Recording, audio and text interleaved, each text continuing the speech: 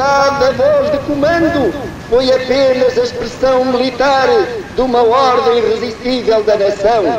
E começou a nova era.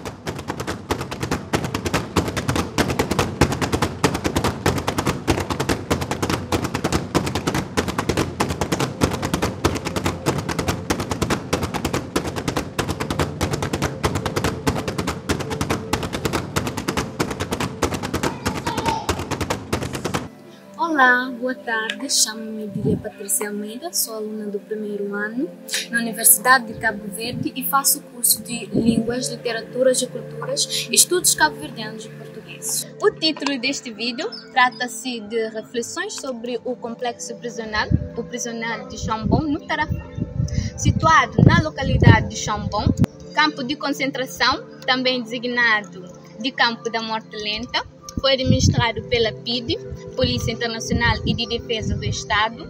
Foi a polícia política portuguesa entre 1945 e 1969, responsável pela repressão de todas as formas de oposição ao longo do regime político do Estado Novo, e também PVDE, Polícia de Vigilância e Defesa do Estado, sucedendo a instituições da mesma natureza criadas durante a ditadura. O principal objetivo era aniquilar fisicamente e psicologicamente os opositores portugueses e africanos à ditadura salazarista, isolando-os do resto do mundo em condições subhumanas de cativeiro, maus tratos e insalubridade.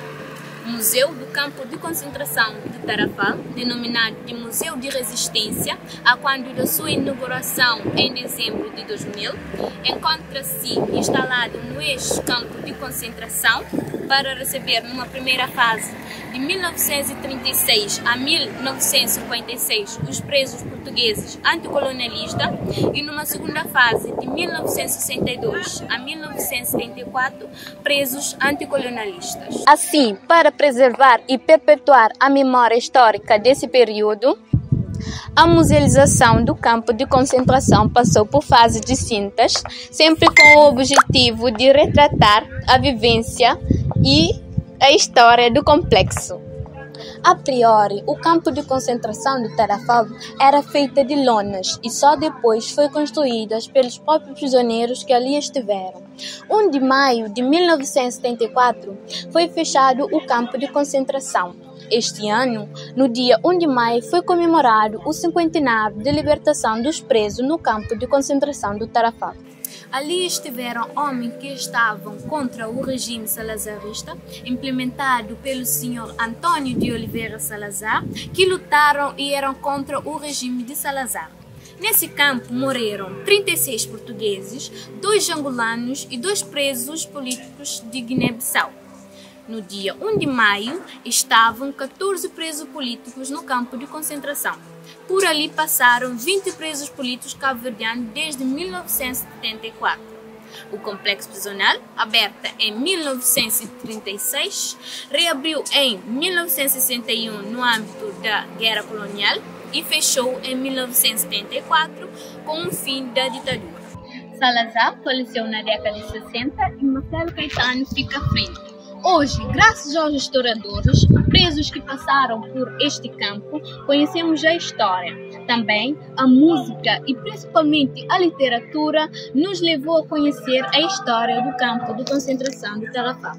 Por mais de 40 anos, pessoas viveram com medo e os que expressassem os seus pensamentos na época da ditadura eram presos enviados para o complexo prisional no Tarafal. Os primeiros presos angolanos chegaram a 25 de fevereiro de 1962, mas até 1974 o campo recebeu 109 deportados de Angola, 100 da Guiné e 20 de Cabo Verde, num total de 227 presos políticos nesta segunda fase. 4 destes 227 presos morreram no campo de concentração. No campo de concentração existia um pequeno quartinho denominado de frigideira, muito pequeno e muito baixo, onde castigavam alguns presos. Para substituir a frigideira, abre-se a holandinha de objetivo praticamente igual, sendo um pouco mais alto que um homem em pé, um pouco mais comprida do que um homem deitado e um pouco mais larga do que um homem sentado, com uma pequena janela graduada e um autêntico forno, visto que se situava perto da cozinha. Ali eram-lhes dado um copo de água por dia e um pão pequeno e muito duro. Na sequência da Revolução de 25 de abril de 1974 e com o fim da ditadura do Estado Novo, o campo é encerrado uma semana depois. Em 14 de agosto de 2016, o governo de Cabo Verde reconheceu o campo de concentração de Tarrafal de Santiago e as suas dependências como patrimônio mundial e nacional da República de Cabo Verde, em homenagem à luta e à resistência antifascista em Cabo Verde. 29 de outubro foi consagrado como Dia da Resistência Antifascista. A frigideira foi responsável pela morte de 30 presos e o adoecimento de dezenas de outros. O atual Museu da Resistência contabiliza 2.824 dias passados na frigideira.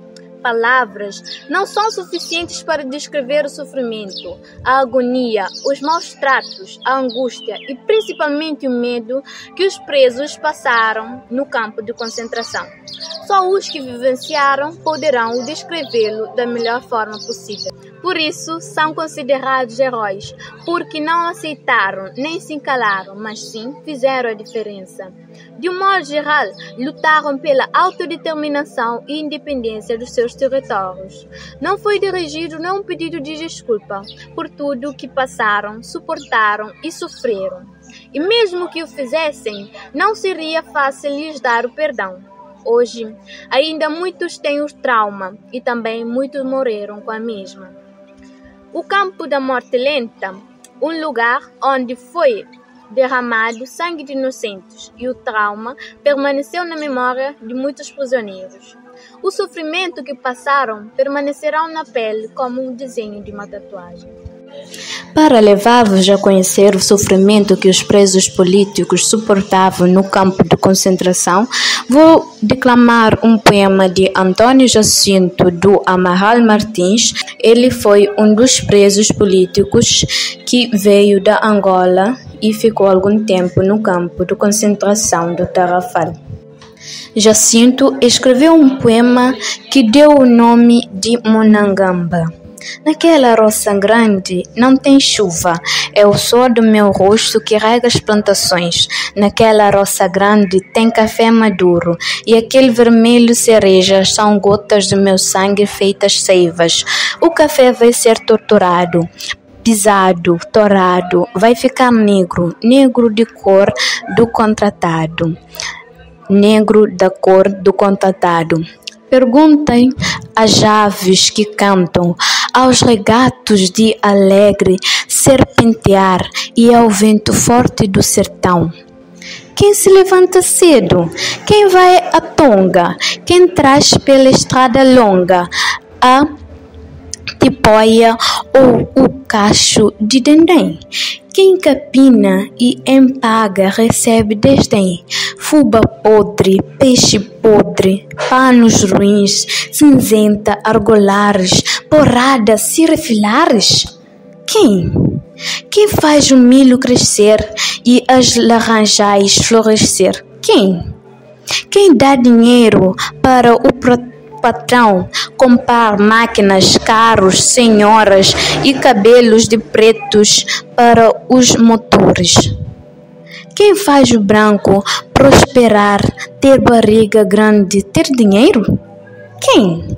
E as aves que encantam e os regatos de alegre serpentear e o vento forte do sertão respondam: Monangabé.